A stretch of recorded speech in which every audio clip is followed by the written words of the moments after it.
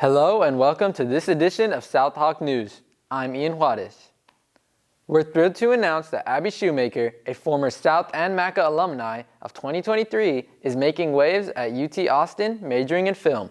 She will be debuting her first student project, serving as a producer for The Division, which has been selected to screen at the esteemed Austin TV Film Festival here this May. Here's Audrey Craddock with more details on the story.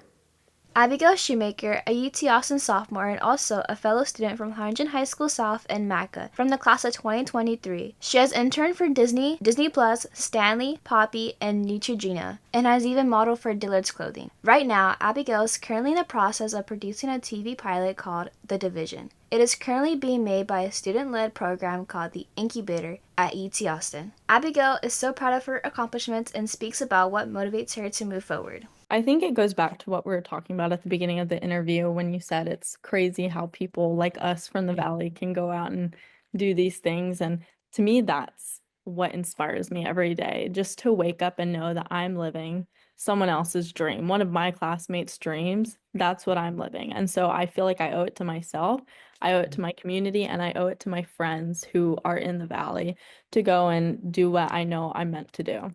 If you're interested in watching this pilot, it'll be premiered at the Austin TV Festival around late May. I'm Audrey Craddock with South Hawk News. In other exciting news, our very own Karla Rivera has been selected as one of the 6 finalists in the UIL Film Festival. Amber Tovar had the opportunity to sit down with her and discuss her film, the inspiration behind her production, and her plans after graduation. Karla Rivera, a senior at Harlingen South, has achieved remarkable accomplishments during her high school years. From competing in speech, drama, and debate to showcasing her talent in theatrical performances at the Performing Arts Center Conservatory, her passion for film shines through as she was named one of the 6 finalists in the UIL Film Festival for her film, A Step Away. I had the opportunity to sit down with Karla to learn about the inspiration behind her creation.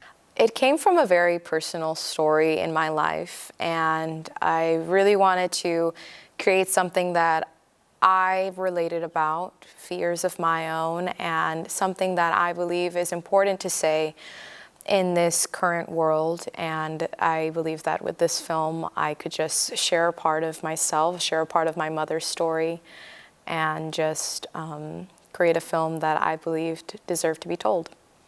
I'm very grateful for this opportunity and the fact that I'll be able to watch the top 6 films in the state. I'm very excited to see other filmmakers such as myself tell their story and hopefully come back with great results. Karla intends to major in film and has submitted applications to several colleges across the country. She is most likely to pursue a degree in RTF at UT Austin Moody College of Communications. And I would love to pursue filmmaking because I love seeing people creatively tell a story. Acting is one side of me, and then with filmmaking I get to use a bit of both worlds that I love so much. And I can visually tell you a story and showcase to the world things that I believe deserve to be told, parts of myself that I can't truly express through writing or through acting. This is just another way to express who I am and to represent a community that deserves to be in the spotlight.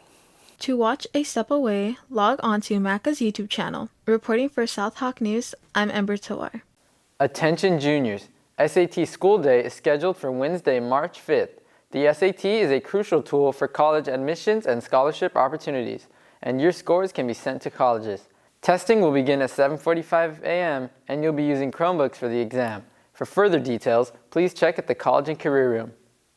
Students, if you have more than 4 absences, you must complete an attendance contract for each course to recover credits by the end of the semester. If you have any questions, please visit the attendance office. Students, remember that TELPAS testing will continue until March 7th. Make sure to arrive on time to participate in the test. South PTSA is offering a scholarship to assist you in achieving your educational and career aspirations. Applying is simple. Download the application from the latest Hawks Talent issue, fill it out, and return it to Crystal Olivares in the College and Career Room. The application deadline is March 31st at 4 p.m. Don't delay, get it done today.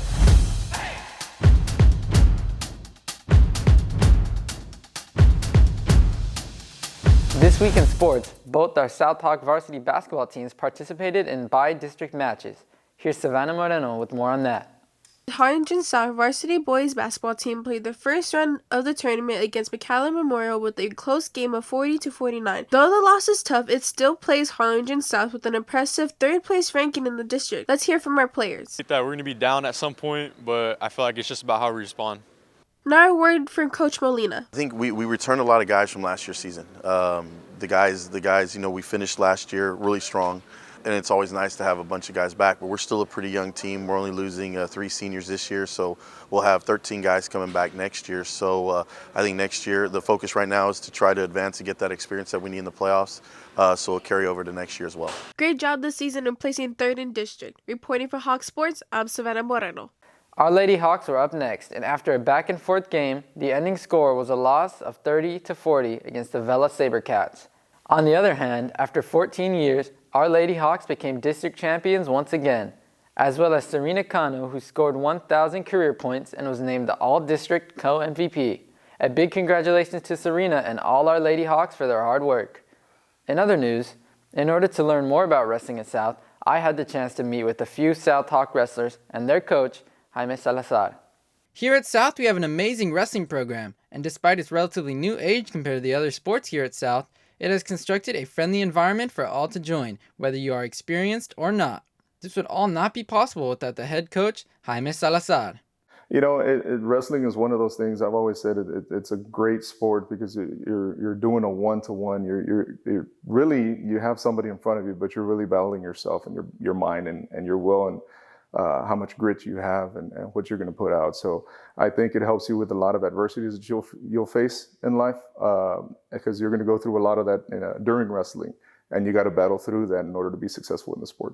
One of South's star wrestlers, Haley Torres, shared with us some of her experiences on her journey to her successful career. To start off my first year, it was really rough. I started off with no wins at all, no wins. I would always get pinned. But going into my second year, I was undefeated for around 3 or 4 tournaments, and I only experienced 3 losses last year. And going into this year, I remain undefeated. It takes a lot of heart to be in this sport, a lot of training, and I've experienced a lot of growth as a team and as a person. Wrestling as a sport, it really has helped me as a person. It's grown me, not just in the sport, but outside of the sport. Wrestler Zion Vasquez shared his challenges and insight on the sport and the dedication needed to become a good wrestler. Something that makes a good wrestler is someone who has good discipline and is always ready for practice, and it's just a good athlete. Practice can be intense for you because it's a lot of wear on your body and it's pretty hard and it gets you tired. Bianca Roman tells of hygiene tips and some misconceptions outsiders may have about wrestling. So there's a common misconception that wrestlers do need to lose weight, but as a first-year wrestler, it is better to stay at your natural weight and go from there, and when you're more advanced, that's something more to think about. And for personal hygiene, I suggest that you maintain your regular routine and then take a shower after practice because ringworm is common in the mat room, as well as cauliflower ear if you don't keep your headgear on most of the time. I trained wrestling mainly because I had never been in a contact sport before, and I thought it would be fun to try it out and kind of have some more discipline in my life, and that's basically it.